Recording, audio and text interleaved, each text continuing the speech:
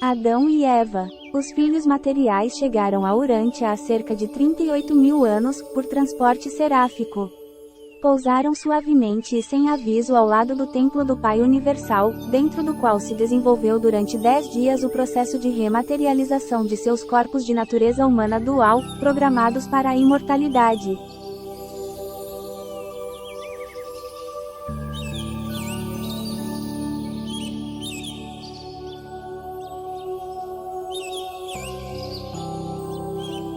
Seu número de ordem era 14.311, da terceira série física de Jerusalém e tinham 2,5 metros de altura com perfeitas proporções.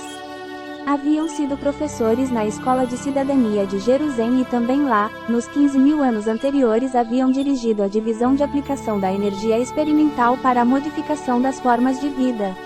Já tinham 100 descendentes ao deixar Jerusalém, todos prestando serviços à criação.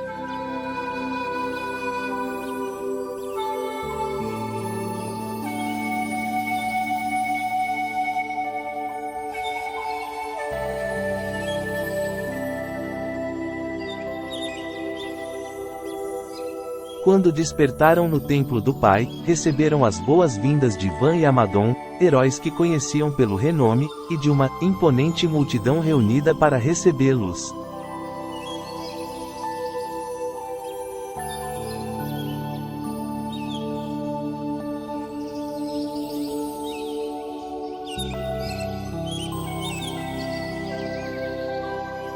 O idioma do jardim era o dialeto andônico falado por Amadon, que juntamente com Van havia criado um novo alfabeto de 24 letras. Adão e Eva falavam e escreviam perfeitamente esse dialeto, estudado ainda na capital do sistema.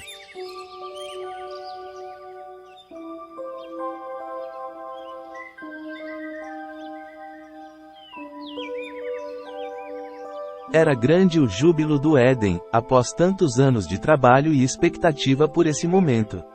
Os pombos correio de centenas de colônias fiéis foram soltos para levar a grande notícia, depois de criados por anos a fio para essa ocasião.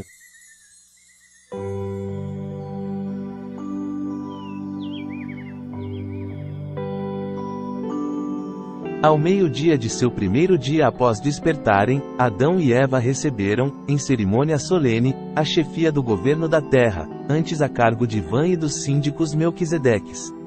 Prestaram juramento de fidelidade a Micael de Nebadon e aos Altíssimos de Norlet-Adec.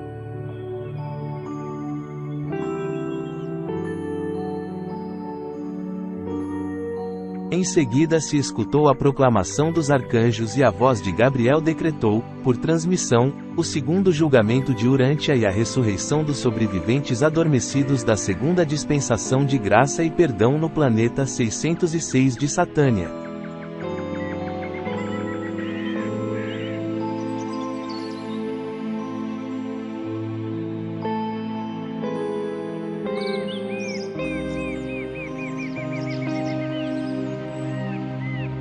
Milhares de membros das tribos vizinhas em pouco tempo passaram a aceitar os ensinamentos de Van e Amadon e vieram ao Éden para dar boas-vindas ao casal e prestar homenagem ao Pai Invisível.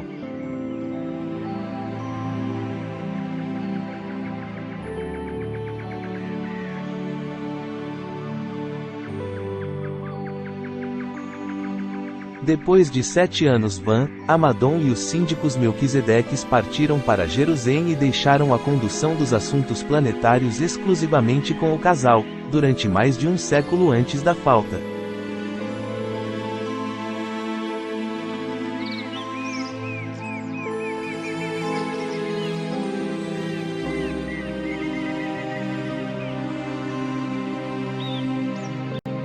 Nesse período lhes nasceram 32 filhas mais 31 filhos, cujos descendentes em 3 gerações perfizeram com eles o total de 1.649 moradores do Éden da pura raça violeta.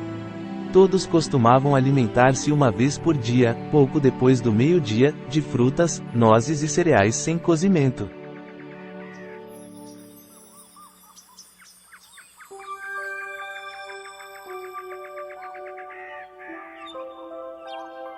Os corpos do casal, e apenas os deles, irradiavam à noite uma luz trêmula que muito impressionava os nativos. Vestidos com uma capa feita dos têxteis confeccionados desde os tempos de Dalamátia, técnica preservada por Van e Amadon, restava apenas o brilho em volta de suas cabeças. Daí vem a explicação para a auréola que se costuma acrescentar em volta das cabeças de santos e anjos na tradição religiosa ocidental. Seus filhos, netos, bisnetos e trinetos estudavam pelos métodos educacionais de Jerusalém adaptados à realidade de Urântia. Recebiam instrução sobre 1. A saúde e o cuidado do corpo. 2. As normas do trato social. 3. A relação dos direitos do indivíduo com os do grupo e as obrigações comunitárias. 4. A história e a cultura das diversas raças da Terra. 5. Os métodos para avançar e melhorar o comércio mundial. 6. A coordenação de deveres e emoções contrapostos. E 7. O cultivo dos jogos, do humor e alternativas competitivas à luta física.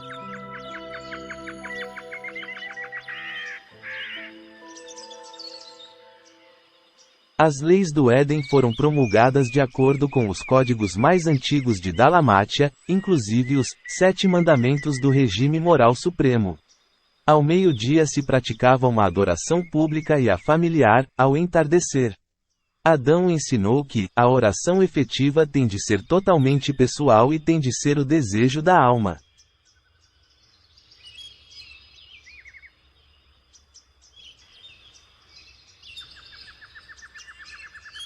Porém os edenitas continuaram a usar as fórmulas herdadas da cidade planetária. Ele também tentou substituir os sacrifícios sangrentos por oferendas de frutos da terra, mas tampouco conseguiu muito progresso nesse campo.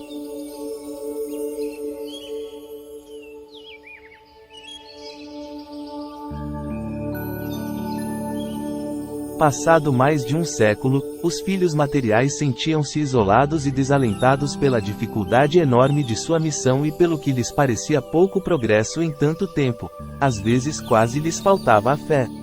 No plano mais importante de sua missão, a elevação biológica, defrontavam-se com um problema que lhes parecia insolúvel. As centenas e centenas de tribos que falavam igual número de dialetos não haviam procedido à eliminação dos anormais e degenerados das raças humanas, e não eram receptivos a essa prática saudável.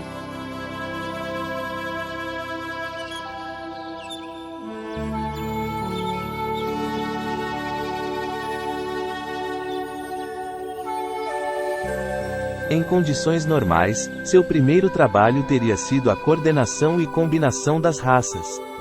Porém a realidade era que, jamais nenhum Adão do serviço planetário havia recebido um mundo mais difícil. Para complicar a situação, o príncipe planetário rebelde continuava em Urântia, opondo-se aos seus propósitos de fidelidade no cumprimento de sua alta missão.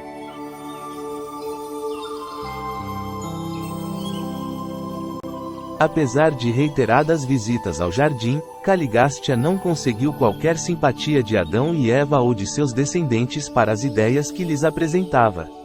Por esse motivo decidiu atacar indiretamente, aproveitando-se das boas intenções do dirigente nodita Serafatatia, líder da mais poderosa e inteligente das tribos vizinhas.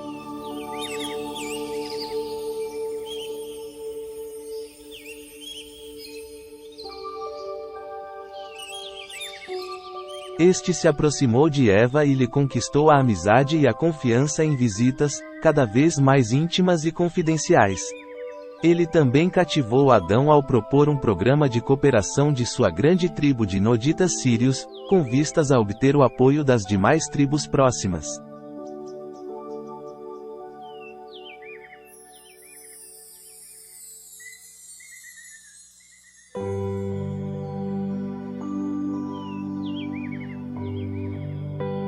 Durante mais de 5 anos esse líder honesto e sincero ponderou a Eva que o mundo se beneficiaria muito com o nascimento de um filho mestiço da raça violeta, para conduzir seu povo em estreita cooperação com o Jardim do Éden. Esse projeto foi se desenvolvendo em segredo, entre ele e Eva, até o momento em que Eva concordou em avistar-se com o belo e entusiasta Cano, líder religioso sincero dos Noditas amistosos.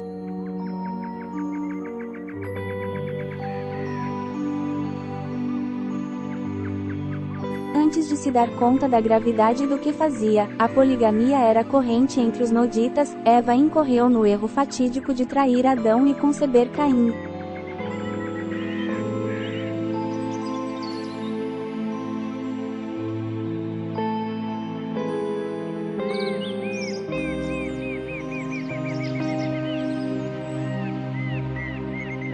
Percebendo que algo estava seriamente errado, Adão chamou Eva para uma área afastada do Éden e ouviu, sob a lua que brilhava, a história completa do grande erro dela. A voz do jardim, que lhes falou então, dizendo que haviam transgredido o pacto, desobedecido às instruções e faltado ao seu juramento, foi do anjo Solônia, que escreveu 4 dos 196 documentos do Livro de Urântia, e até hoje permanece em nosso planeta.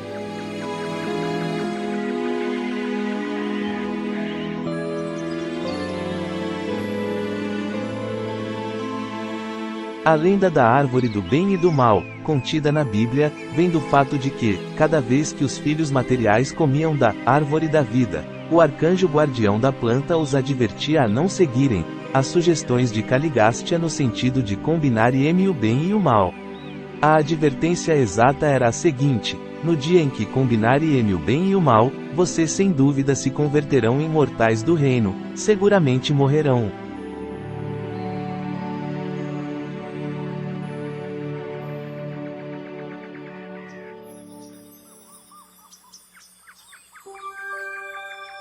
As instruções recebidas pelo atribulado casal rezavam que deveriam gerar 500.000 descendentes antes de começarem o processo de miscigenação com as raças locais. Foi a impaciência de Eva e Serafatátia que provocou o desastre, apesar da sinceridade de ambos e de Cano. Nenhum deles tinha real consciência do que estavam a fazer.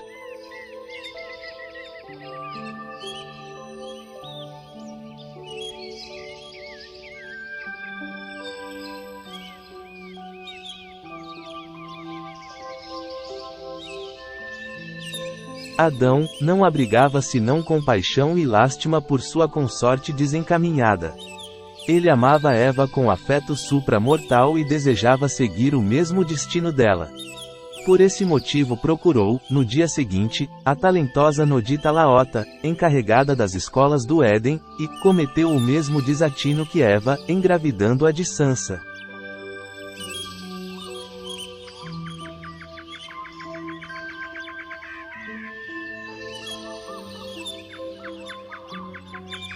Ao saberem do ocorrido com Eva, os habitantes do jardim se enfureceram, atacaram de surpresa o povo nodita vizinho e não deixaram vivo um só homem, mulher ou criança.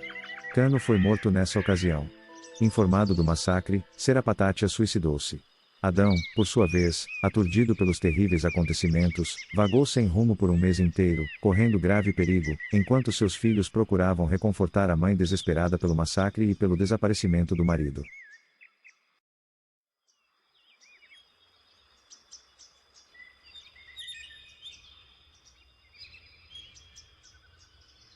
Porém Adão recobrou a razão e voltou ao Éden para planejar o que poderiam salvar da missão tão subitamente fracassada. Sua degradação ficou patente em 70 dias, quando chegaram os síndicos Melquisedeques para assumir o controle dos assuntos mundiais. O quadro se agravou quando lhes veio a informação de que uma coalizão de noditas se preparava para atacar o Éden, em vingança pela tribo chacinada.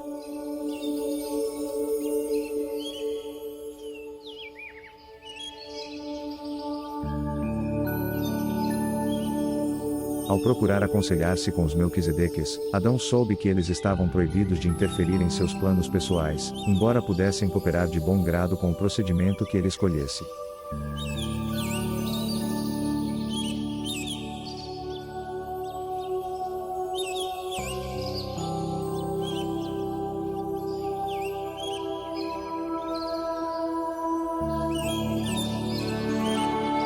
Adão não era amante da guerra, por conseguinte optou por deixar o primeiro jardim aos noditas, sem oposição. Levou consigo 1.200 seguidores leais, além de seus descendentes, com animais e mudas de plantas, à procura de um segundo jardim.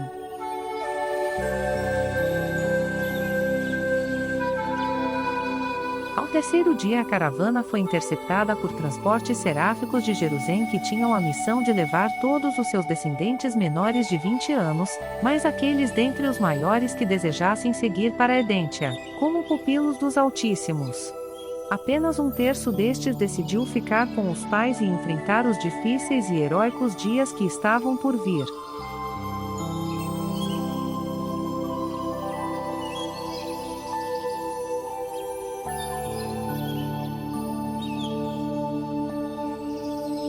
Ninguém poderia observar a dolorosa despedida desse filho e filha materiais de seus próprios filhos, sem se dar conta de que o caminho do transgressor é duro.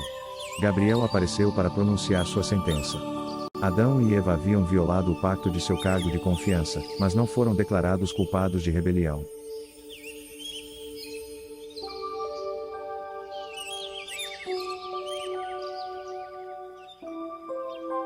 Caíram de seu estado superior para o de mortais humanos, devendo enfrentar todas as vicissitudes dessa nova condição.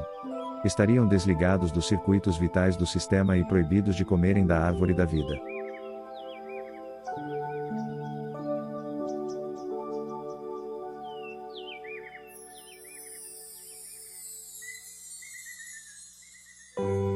Apesar de tudo, suas qualidades superiores os farão realizar, no segundo jardim, a heróica, se bem que desconhecida, missão compensatória que trouxe a humanidade para o patamar em que hoje se encontra.